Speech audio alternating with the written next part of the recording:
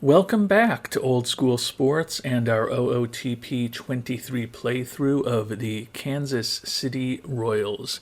We are at the start of the 2028 season. The Royals have made it through spring training with relative health. One major injury. Jason Dominguez, who we picked up in the Rule 5 draft a season ago, kept him up all of last year and had anticipated that he was going to become our starting center fielder with the departure of Kyle Lewis, our longtime center fielder, in the offseason. Busted up with a torn PCL in his knee, out for another 6 to 7 months. So if we make a long playoff run, I guess there's a slim chance we'll have him back in the playoffs. But otherwise, center field is definitely a hole on our team, and it was going to be a potential weakness even with Dominguez in center field. With him being out, it's definitely a position of concern for us as we head into the beginning of the season. Looking at our pitching staff, we've had the best staff in the American League for a few years now. Spencer Bauer, defending Cy Young Award winner, Zach Willeman, Caleb Lagerwell, Trevor Rogers, who was the 2026 American League Cy Young Award winner and then missed all of last year with an injury. And then the youngster Zach Jacobs is our number 5 starter. Between Ricky Vanasco, who was 13-7 last year, Mackenzie Gore, who was only 5-5 but had a 2.45 ERA over 99 1/3 innings and actually received some Cy Young votes, and Tyler Bosma, a youngster who's going to be up for the full year, hopefully. Believe that we have plenty of decent options if we have any injuries to the starting rotation. Will Goebel is another player who could potentially start games for us also. So feel like we've still got an excellent pitching staff. The addition of Rogers back from the injury is going to be a big boost for us. The only issue is that he is fragile now after that serious injury.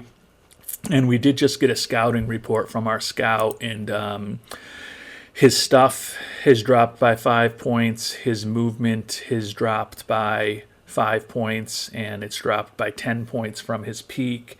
And his control looks like it's also dropped 10 points. So he's throwing just as hard as he used to, but definitely has taken a step back.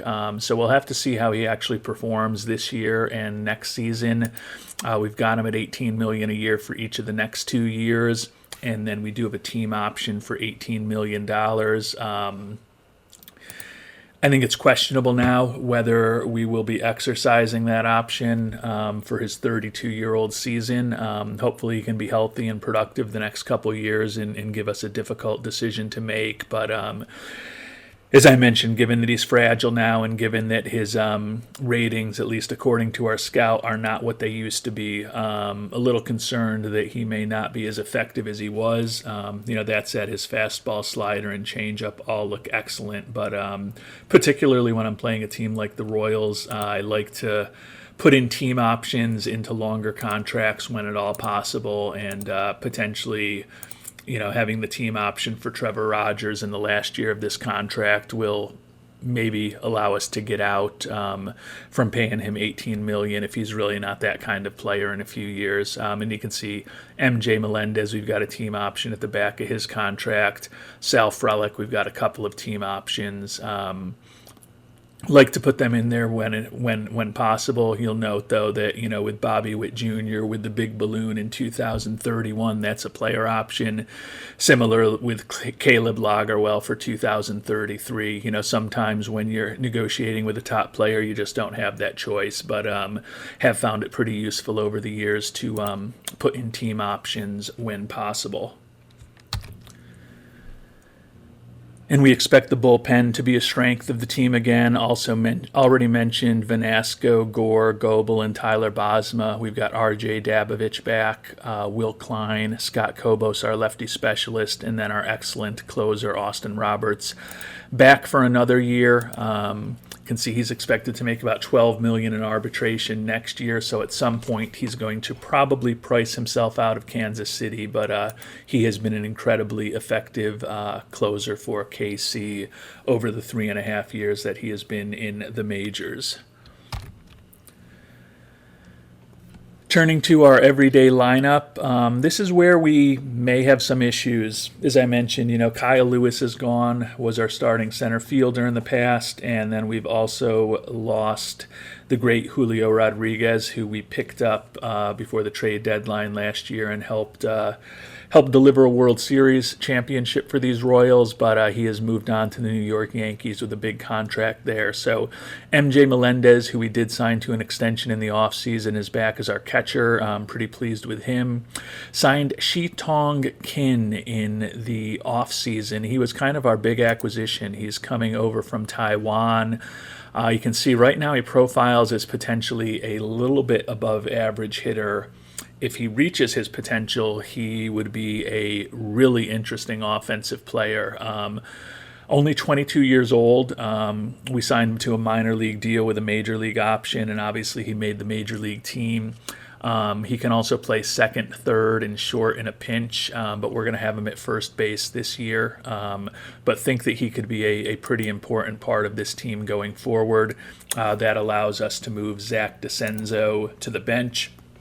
He did get his opportunity to play first base pretty much every day last season after we traded away Nick Pratto, and he really put up a kind of Nick Pratto season with a .229 batting average, 22 homers.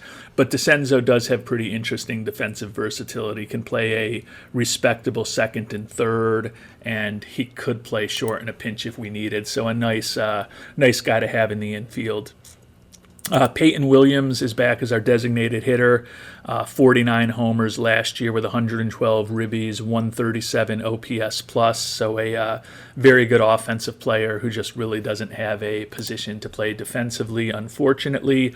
Ricardo Cabrera is going to take over at second base. Nico Horner was our long-term second baseman. We traded away him at the trade deadline last year and brought on Trevor Story. But now the 23-year-old Cabrera is going to get his chance to play every day. Looking forward to see how he does. And then Bobby Witt Jr., best player on our team, and Nicky Lopez back at third and shortstop. So feel pretty good about our catcher, our DH, and our infield. Our outfield is the question. As I mentioned, we lost Dominguez. Sal Frelick is actually, according to manager Brian Nichols, going to be our starting center field. You can see he's not really all that competent at playing the position, and even his defensive ratings, he's not the type of guy that we want out there. We're going to see how it goes. We do have the youngster Will Taylor up at the major leagues for the first time after the one game he got last year. You can see just in terms of range, error, and arm, he's a little more competent at center field. Would think that he'll be getting a fair amount of time coming in as a defensive substitute for Frelick potentially. But I'm a little concerned, actually I'm a lot concerned about center field. Like Frelick's bat out there, he led the AL in hitting last season, but I'm not sure that we want him in center field every day, especially given that pitching and defense is what this team has really been built around for the last several seasons. Stephen Paolini is going to get an opportunity to play left field every day. And Junior Marin is going to be our everyday right fielder. He's a youngster, 24 years old.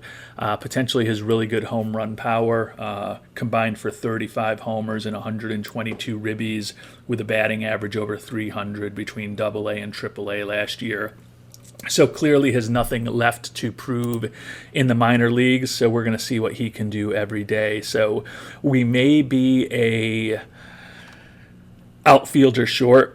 So we're going to kind of monitor things. It's real important, I think, that we have good defense up the middle, which with Melendez, Cabrera, and Nicky Lopez, I think we do have at 3 of the 4 positions, but very concerned about Frelick defensively in center field.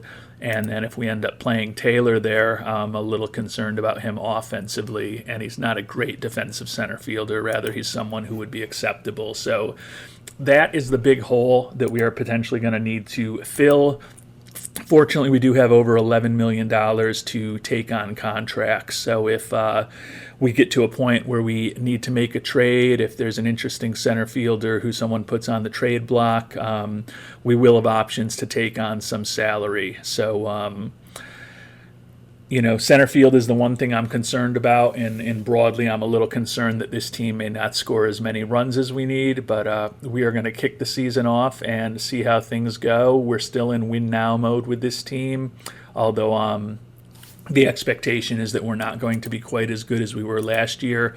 The simulation they ran through had us as an 86 win team, which would give us our third straight AL Central, which if we can win the AL Central again, that guarantees we're in the playoffs and it gives us a chance. So I would certainly take that at this point. But expecting our pitching to be just as good as ever, but our defense may be a little worse, and I'm pretty confident that our offense will be worse than last season. So we may have some work to do as we get a couple months into the season and see exactly how the team is performing on the field. And no pressure as the season starts. All our owner expects is that we win it all. So he wants us to go back to back.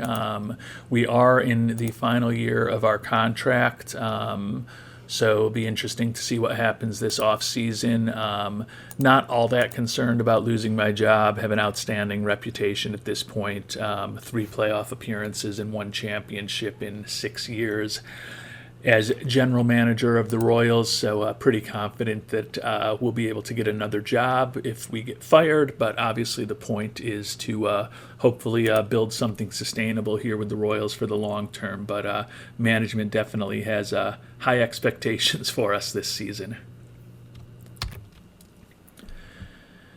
And we just got scouting reports at the start of the season here because it's April 1st now. We're off to an 0-1 start. Trevor Rogers, you can see his control has taken another notch downward. So, a little concerned that he's not going to be the same pitcher after that major elbow injury. Shi-Tong Kim, his contact has improved. His overall rating has improved. He's still a 5-star potential player. Really think he could become a very important member of this team going forward. And then among major leaguers, we've been talking about Will Taylor, who could become our backup outfielder right now, but his contact, his power, and his defensive rating in center field are all fallen.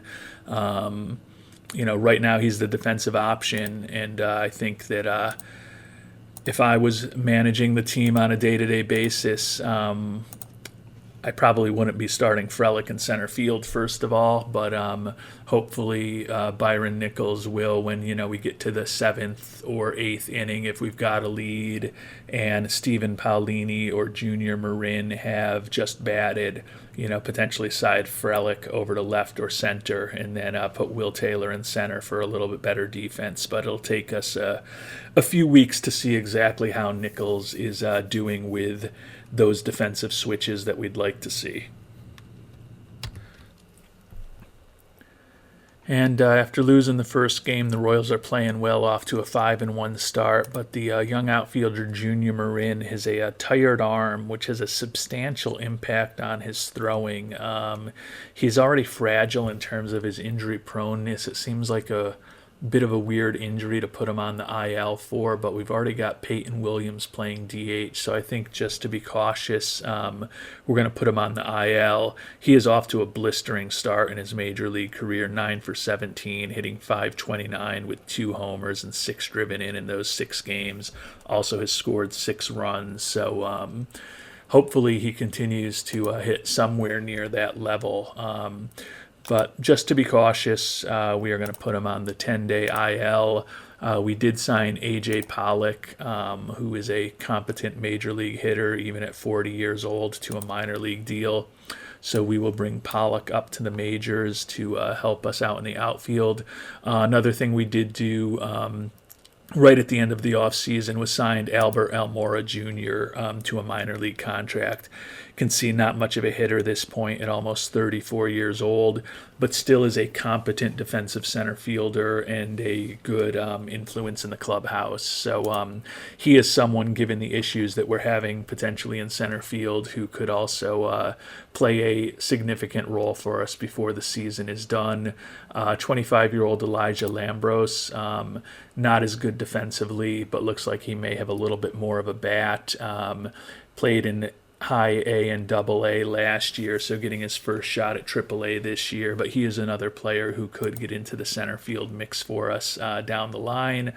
Quite honestly, I think we're probably going to have to make a trade to get somebody better since we are kind of still in win now mode. But we will cross that bridge when we come to it. Right now we're 5-1. We're playing well. No pressure to do anything immediately to fix that center field position.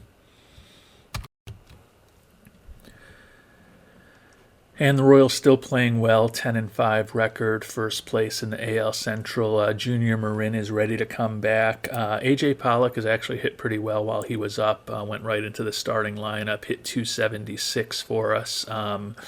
Given that he's 40 years old, we are going to send him down. He probably will refuse the assignment and leave the organization. Did think a little bit about sending Jose Barrero down, but he's a lot younger with a similar bat, and he can play kind of more important defensive positions for us. So I think we'll keep Barrero for the time being. Did also think about sending Will Taylor down, but it does look like manager Byron Nichols is actually using him the way that we want him to. He's played 11 games out of our 15 in center field for a total of 38 and 2/3 innings. So he is coming in and giving us some defensive support late in the games for Sal Frelick. So somewhat surprisingly, the manager is kind of handling things the way that we want him to, and you can see that Frelick has slid over to left field in 2 games, and right field he's slid over and played in 3 games despite not starting. So his zone rating and his defensive efficiency are both awful. I definitely don't think he's a long-term solution for us as a center fielder, but right now we'll try to get by with him and Will Taylor, and then as we get closer to the trade deadline, we'll see if we want to make any big moves to adjust that position and hopefully improve it. And not surprisingly, AJ Pollock has refused to be demoted, so we are going to waive and DFA him, move Junior Marin back to the major leagues, and Marin will go in as our cleanup hitter against right-handers, and he's batting 7th against left-handers. So we'll see how the Royals can keep playing. Hopefully we'll remain successful. And after waiving and DFAing AJ Pollock, after 7 days, he still refused the assignment to AAA. So to just get a little bit of value out of him, we traded him for 28-year-old right-handed reliever Randy Rodriguez. Definitely looks like he's more of a minor league type arm, but could potentially help us in a pinch. And he does have 1 option year left, so we can send him right down to AAA. And we also got $100,000 in cash. So I guess it's better to get something than nothing for Pollock. So we've got Randy Rodriguez, who, as I said, I don't think is going to have a major role for us, but at least gives us a little bit of organizational depth. And we also got $100,000 out of the A's. So it is what it is. Pollock did a good job for us. Would have liked to keep him around for organizational depth, but obviously kind of totally understand the 40-year-old who has just been reasonably useful at the major league level, probably not having a lot of interest in going back down to AAA. And a month into the season, everything is going fantastically for the Royals. 22-7 record, which is the best in baseball, up by 5 games on the Tigers here in the AL Central. You can see Peyton Williams is 3rd in the league in ribbies, Sal Frelick 2nd in stolen bases. And then looking at pitching, Will Goebel, who is actually a reliever for us, leads the league with 5 wins. Austin Roberts, our closer, tied for the league lead with 10 saves. From a financial perspective, things going very well. Fan interest is up to 77, and loyalty is now good. Still have a below-average market size, but the Royals' success on the field has led to really good attendance so far this year, which has pushed revenues up 10% a game compared to where they were. When we get to the mid-season, we'll think about potentially raising ticket prices, but obviously not going to continue playing at a 759 clip. But everything is going as well as you could hope so far through the first month of the season for the Royals. Minor league system up to 5th overall, but that's really driven by Shi-Tong Kim, who is viewed as the 4th best prospect in baseball. So the fact that we were able to sign him as a free agent was definitely a big win for the Royals. And there was some competition from some other teams, but he signed with the Royals, and we are very happy about that. Looking at his numbers, off to a really nice start, batting .327, 4 homers and 16 ribbies, and 161 OPS plus, 950 OPS, because in addition to the .327 batting average, he's walked 12 times, so his on-base percentage is close to 400. So a really nice start to Shi-Tong Kim's career, and think he can be a very important player for the Royals going forward. Looking broadly at the team statistics, we're actually best in just about every offensive category, and we're first or second in just about every pitching and defense category. So, as I mentioned, I don't expect that we're going to keep playing 758 baseball, but the offense was our concern, and thus far it has not been an issue at all. So certainly don't expect that we're going to keep playing that way. For once, we're actually right in line with our Pythagorean record at 22-7. But obviously, when you've got the best offense in the league and one of the best pitching staffs in the league, the thought would be that you're going to put a pretty high winning percentage. But clearly, that should come down to earth over the next month or so. And we've simmed ahead to mid-May, and the Royals just playing stupid baseball. 33-7 record, 825 winning percentage. We've won 13 in a row. Sal Frelick, last year's AL batting champ, is hitting .343, second in the league. Peyton Williams leading in homers, third in ribbies. Frelick, who led the league in steals 2 years ago, is leading the league in steals again now. Has put together an 18-game hitting streak. Will Goebel out of the bullpen still leading the AL in wins. Austin Roberts now alone in the league, leading the league in saves. So everything is going great for the Royals. One piece of bad news, though. Just got the word that starting shortstop Nicky Lopez out with a fractured foot for 8 weeks. So that's going to definitely leave a hole for us defensively. You can see he's only batting .220 this year. Probably going to be his final year with the team at 33 years of age. Still a real nice defensive player, very popular with the fans, but the bat has been deteriorating over the last couple of years, and maybe getting to a point where he won't be back next year, but still a real important player for us, so definitely a bummer to have him out. I think that Bobby Witt Jr. may be the one who Nichols slides over to shortstop. First we've got to bring somebody up from the minors to give us a little more depth, but actually going to take a look at what the lineup looks like now. My hunch is that Bobby Witt Jr. may slide over to short, and it's possible that Shi-Tong Kim may go to third, but we'll see what Nichols thinks. Actually, he puts Shi-Tong Kim at shortstop. Interesting. I don't know how I feel about that. He's only got a 55 range. He's not all that great at the position defensively. I like to leave the decisions to the manager, as you know. In the next sim that I go through, I'm probably going to play as GM manager just because you see some wacky stuff right now. Definitely would not be starting Frelick every day in center field, and I definitely would not be starting Kim every day at shortstop. But Nichols seems to want to put the bats in the lineup. That gets Zach DeCenzo into the lineup for us, who's having a nice year so far. But so we'll see if that changes when we bring up somebody from AAA to fill the roster spot of Nicky Lopez. But definitely not focusing on defense this year. But it certainly doesn't matter as far as the record thus far. The Royals are just playing some insane baseball. And we're going to bring up Tyler Black from Omaha. Not really great defensively. He can play second or third, but he's not particularly effective at either of those positions. But he has been hitting well down there, batting .324 in AAA. We picked him up at the end of last season in a trade with the Brewers where we traded away Daniel Cabrera, who was out of options, for Black, who had one option year left. Actually 2 option years left at the time that we picked him up, but now 1 option year left. So we'll see what Black can do filling in.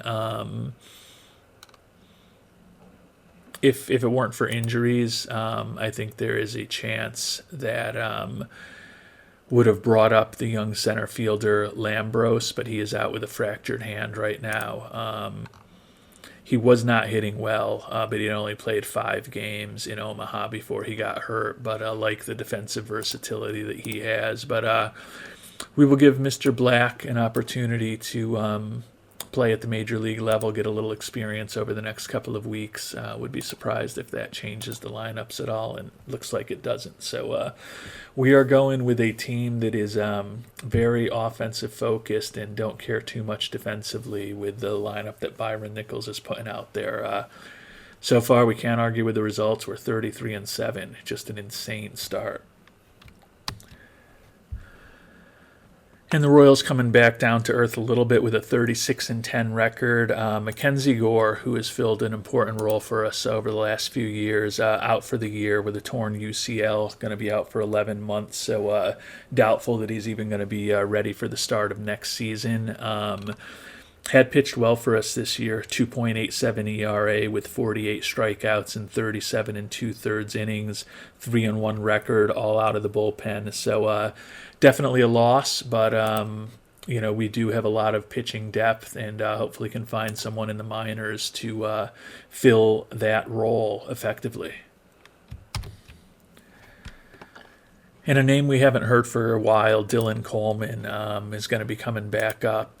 He is in his last option year, has been a player who was an important member of the Royals pitching staff in the past. He was up for 34 games in 2026. Was in the minors all of last year, 10 2/3 innings pitched in Omaha, but profiles as an average-ish major league pitcher. But as I mentioned, he has spent some time with the Royals in the past. You can see he was a regular member of our bullpen until 2026, and with the incredible pitching staff that we've put together, has ended up spending most of the last few seasons down in Omaha. But 119 ERA plus and a 90 FIP minus over the course of his major league career. So be an opportunity for Mr. Coleman to get a little major league action with the injury to Mackenzie Gore. And unfortunately for Dylan Coleman, his return to the majors was short, day-to-day with a sprained elbow for 2 weeks, moderate impact on his throwing, so clearly going to put him on the IL. We'll see who we bring up to replace him, but could mean that he's not around. It could end up that he's back in AAA if whoever we bring up for him is effective. So kind of a bad break there for Mr. Coleman. Royals still playing really, really well. 39-13 record, 750 winning percentage as we approach the end of May. Up by 10 games in the division on Detroit. So things still going very well for the Royals. Fan interest in an 81, given the insane level that we are playing at. I'm actually going to go ahead now and do my ticket price increase for the year. I only allow myself to do it once a year during the season, just because otherwise it's a little too gamey. We'll put it up to $24 from $22.50. The fan interest is crazy, so see if hopefully that allows us to generate a little bit of extra revenue here, given that we are at this point selling out every game because the fans are just very excited to see this exceptional team playing so far. And we are going to bring up Wyatt Wendell, who was a sixth round draft pick way back in 2023. He's been in Omaha for a while now, finally seems to have put it all together. 2.30 ERA with only 29 hits allowed and 55 strikeouts over 47 innings. So he has been dominant down there with a 5-0 record, 28-year-old, 3 pitches, good fastball, cutter, and curveball. Give him an opportunity to see what he can do at the major league level with the injury that we just suffered. So, getting to see some different pitchers this year. Ricky Vanasco back into the rotation. That's the crazy thing when you look at this. Trevor Rogers had been pitching okay for us, but he's actually been moved out of the rotation. Started 10 games, 4-0 record with a 4.11 ERA over 46 innings, but the former Cy Young winner is not what he used to be, and it looks like Nichols is going to move him into the bullpen, at least for the time being. Put Vanasco back into the rotation in that 4 spot ahead of Zach Jacobs. So, it's disappointing, I guess, in a way. We won it all last year despite the injury to Rogers. Would have loved him to be a part of that World Series championship team, but with the major elbow injury he suffered, not a shock that he came back fragile at 30 years old, and not a shock that his pitching ratings are not what they used to be, although it does look like, at least according to our scout, his stuff is better than it was anticipated not all that long ago. So maybe he'll bounce back, but for the time being, he is moving to the bullpen, and Ricky Vanasco, who was 13-7 last year as a starter for us, back in the rotation for the Royals.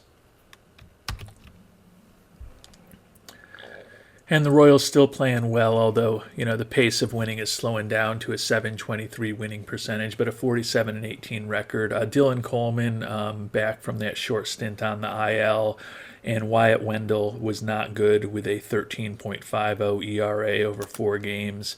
So we are going to send Wendell back down to AAA, move Coleman back onto the Major League roster.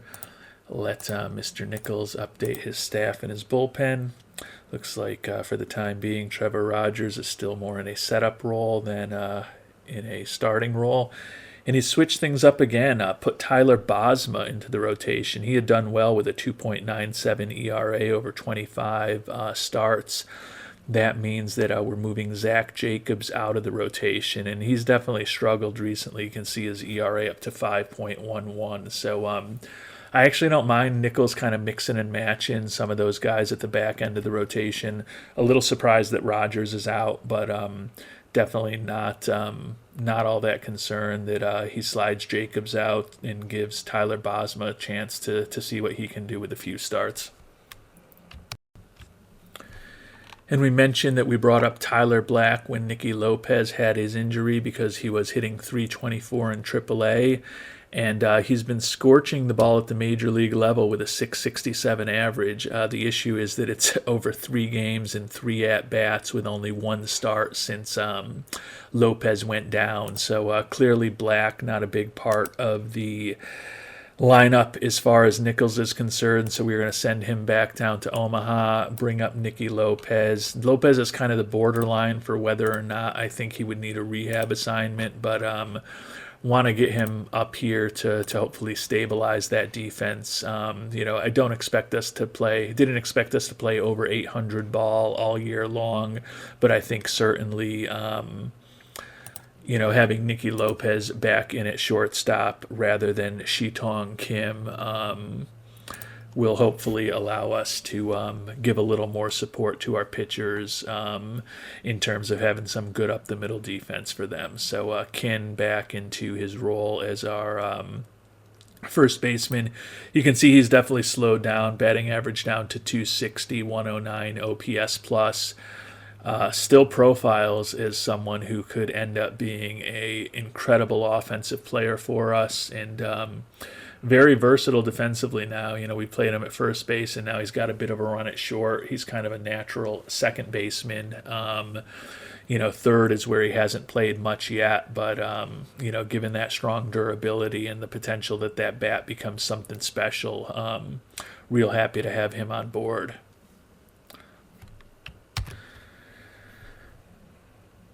And looking at Shi-Tong Kim, since we had signed him to that minor league deal with a $5 million bonus, you can see the expected salaries for him going forward are in the $5 to $6 million range as he gets into arbitration.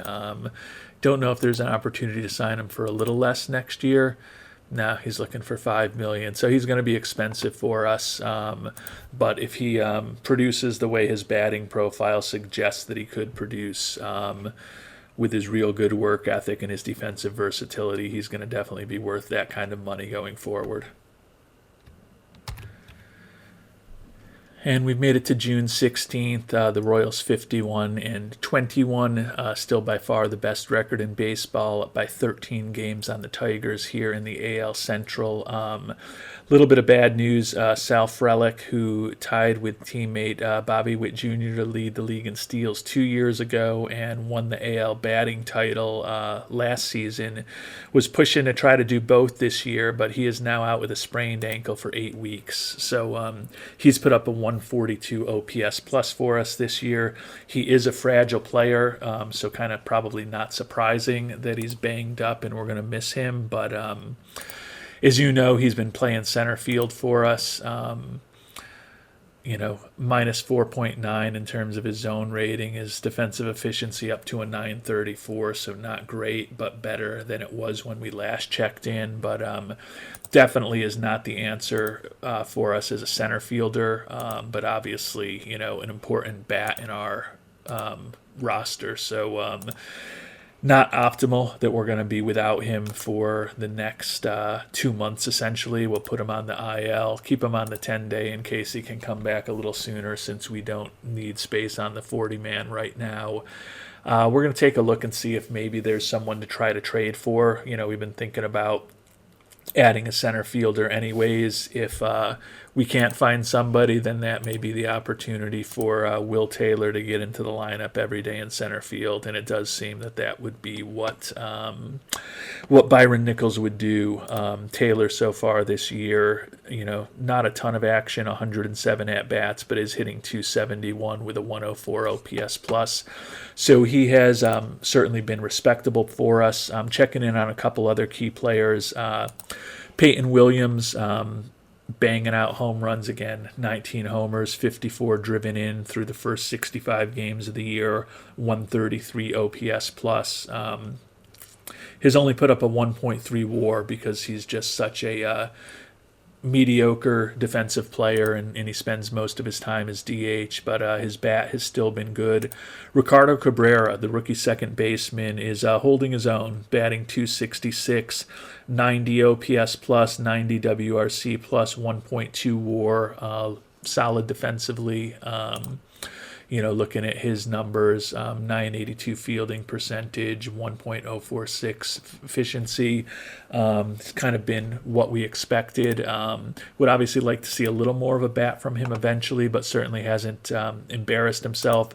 Bobby Witt Jr., probably putting together the best season of his career, hitting .324 right now, 14 homers, 52 driven in through 66 games, 18 stolen bases, 148 OPS plus, and 4.1 WAR here through June 16th. So Bobby Witt Jr. finally seems to be putting it all together for us. And then Junior Marin, the young right fielder, is really hitting really well. 284 batting average with 16 homers and 49 ribbies through his first 222 major league at-bats. So he has been a very important addition to the Royals roster.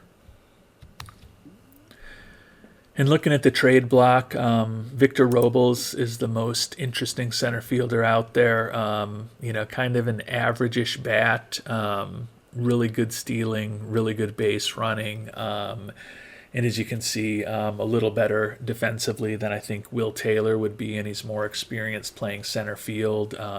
He is fragile, making only $2.6 million, so we could certainly fit his salary. I'm going to see what the Marlins are looking for. I'm not going to give up a ton for him, but if we can get him for a relatively reasonable price, say a second tier type prospect, or even maybe a couple second tier type prospects, would certainly consider adding him. Looking at the Marlins, they are winning the the NL East right now, up by 3.5. So they're 43-30. So kind of interesting that their starting center fielder is on the trade block, but we'll see. We'll see what they're looking for. Maybe something where they want a ton for him. Yeah, they want Spencer Bauer or Bobby Witt Jr. So that's a non-starter from our perspective. Obviously, we've got another month and a half till we get to the trade deadline. Thought it might be easy to kind of find a center fielder right now, but the price that they are looking for is a lot more than we would be willing to pay for Mr. Robles right now. So any other center fielders of interest? Not particularly. He's kind of the only natural center fielder, although I guess Travis Swaggerty is too, but he is not the answer offensively. JJ Bleday, could play center in a pinch, but not optimal, and not great bat at this point. Brandon Marsh, a little better defensively, not a great bat. Like I said, I feel a little better about him defensively. He's also a left-handed hitter. What is Mr. Taylor? I don't know offhand. Mr. Taylor bats right-handed. Could we kind of do a platoon between those two for a while? That's something to think about. Again, I'm not going to give up a ton to bring on Mr. Marsh, but if Cincinnati is willing to let him go for not much, looks like he's a free agent after this year, going to be 31 next season. Let's see what they're looking for. They're a little bit more realistic. I mean, I'm not going to give up any of these players because they want either key members of our team or, one of the top prospects in our system in Rich Alvarado. But if I can put something together with kind of a second tier prospect, I might consider bringing on Mr. Marsh.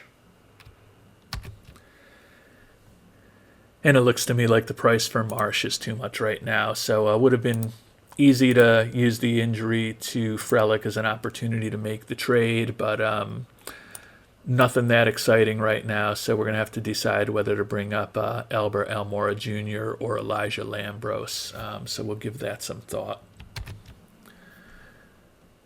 And Lambros hasn't hit much. Does have his average up to 222. Looks respectable defensively. Still think he could be an interesting player for us. Probably not quite ready for the majors at this point, but Albert Almora Jr. is obviously better defensively. I just don't want to get into a position where we have him up for a while and then when we send him down, we lose him. If we do have a really long-term injury for the playoffs and we don't have a center fielder, Almora could be important for us, and I just think it's more important to keep that optionality. So we're going to bring Lambros up to the major leagues. I'm guessing he will be our backup outfielder. Yeah, Will Taylor's still starting against both righties and lefties, so we'll get to see what Taylor can do out there, but Lambros will give us a little depth behind Taylor, Palini, and Marin in the outfield. And it looks like Nicky Lopez at his age may be starting to break down, out for another 2 to 3 weeks with plantar fasciitis. So back to the IL for him, hitting just .233 this year. Defensively, his zone rating is not optimal. Looking at his career, he's definitely been well above average over the course of his career. So it looks like, I think he's still the best option we have defensively at shortstop, certainly when you look at his defensive ratings. But I think it's becoming increasingly likely that we'll have him back with us next year for the year that he's going to turn 34. So we will send him back to the injured list. I guess that probably means that we're going to be heading back to an interesting lineup. Let's just see if Nichols has any different thoughts. No, still Shi Tong Kin as our shortstop. So I love his defensive versatility there, but think that that's kind of interesting. I may actually override him on this and put Bobby Witt Jr. at short and Kin at third, mainly just to get Kin completely trained up there. I know that seems a weird thing to be doing during the regular season, but we're 56 and 24, 15 games up on the White Sox and Tigers in our division. Looks like we're up 11 games on Boston for the best record in the American League. So, it's kind of time for us to play around and experiment a little bit almost, which is weird to be saying midway through a regular season. But the Royals have just had an unexpectedly incredible first half of the season so far. And we made it to our midseason review here on June 28th, 60 and 24 record. Obviously, ownership very excited by how we're performing. Pleased with how Peyton Williams is performing at first base. Honestly, I think by the end of the season, Kin could end up being the starting first baseman for us. Although, as I mentioned, right now we do have Bobby Witt Jr. getting a little action at short and Kin getting a little action at third base just to, get those guys both kind of trained up. I think it's, and obviously, there's a lot of work for Bobby Witt Jr. to do to get to be a competent major league shortstop. And I know it sounds wacky to be doing it in the middle of the season, but we are up by 16 games in the AL Central, and we are up by 11 and a half games on the Red Sox for the best record in the AL. So there's just not a ton that we're playing for. Even the Padres, we are 8 games better than them, up 10 in the win column and up 6 in the loss column on them. So just not a ton that we're playing for now, and I think there is a chance that if we move on from Lopez, we could potentially make Bobby Witt Jr. our shortstop next year. The 60 range is not optimal, but the infield error, the infield arm, and the turning double play are all exceptional. I tend to think we probably don't want that to be where we end up. Would love him to be a Gold Glove quality third baseman rather than a adequate defensive shortstop, but it may be the logical move for us next year just in terms of salary constraints, in terms of who's available as free agents, in terms of what the trade market offers. I feel that having that versatility can't hurt us. So while Lopez is out for the next couple weeks, we'll see if we can get him a little better defensively at third base or at shortstop. And we'll see if we can get Shi Tong Kin a little better defensively at third base. Kin right now hitting .293, 25 doubles, 10 homers, 134 OPS plus. So he has definitely been everything we could have hoped when we brought him on board.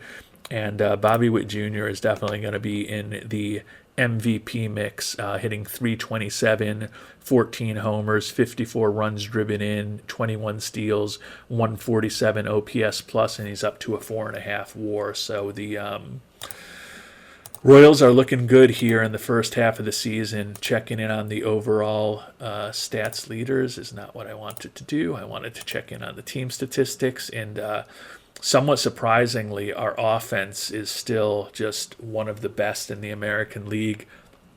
We are first in runs scored, and our pitching staff is not as dominant as it has been in some recent seasons, tied for second in runs allowed, but still just an incredible season for the Royals. Interestingly, we're finally, for the first time in many years, playing over our Pythagorean expectations. That 60 and 24 record is 5 games better than you would expect us to be. So we will likely continue coming back down to earth, and we've kind of seen that over the course of the season. .785 winning percentage in April, down to .724 in May, and then .653 here so far in June. So still playing incredible baseball, but slowing down a little bit as we near the midway point and actually past the midway point of the season here. And taking a look at a couple key pitchers here midway through the season, Spencer Bauer, 2-4 record, so you could say that he's suffering from a jinx after winning the Cy Young Award last year. But when you kind of look at the other numbers, 3.39 ERA, 113 strikeouts in 82 and a third innings, good for a 124 ERA plus and a 79 FIP minus. So he's still pitching really well. It's just that we're only getting, less than 5 innings a game out of him, which is, he's got the stamina at 60 to do more than that, but given his fragile nature, we have him on a 90 pitch count. So we're just being very cautious with him, and given where we are in the standings, I don't think there's any reason to be more aggressive. Zach Williman, 4-2 for us with a 3.94 ERA. Caleb Lagerwell, 6-3 with a 4.19 ERA, kind of a little bit better than average. Ricky Vanasco, been doing well since he moved into the rotation. You can see on the year 5-1, 5 saves, 2.80 ERA. And Tyler Bosma with a 4.03 ERA for the year. The other potential starting pitchers, Zach Jacobs for the year, has gotten the ERA down a little bit to 4.52 since he moved to the bullpen. And then Trevor Rogers has gotten the ERA down also since he moved to the bullpen at 3.34. We've got a lot of options. Will Goebel could also start for us, so feel pretty good about things in the rotation. 2.16 ERA from Coleman getting a chance again. Dabovich, 3.17. Goebel, who we talked about, 3.93. Will Klein, 3.38 ERA. Lefty specialist Scott Kobos, 2.08. Very effective again in limited action. And then our closer Austin Roberts, having another really nice year, 2.65 ERA with 48 strikeouts over 37 and third innings, already has 28 saves here in late June, 73 FIP minus on the year. So everything is coming up Millhouse for these Royals here through the first half of the season. I thought that our offense would not be as good as it was last year, and it's been even better than it was. It's actually our pitching that is a little weaker than it has been, but we've gone from a historically effective pitching staff to just a very, very, very good pitching staff, which is still more than acceptable. So as we reach the midway point of the season, up 16 games on the White Sox, looks like a third straight AL Central, a fifth straight playoff appearance, or a fourth straight playoff appearance.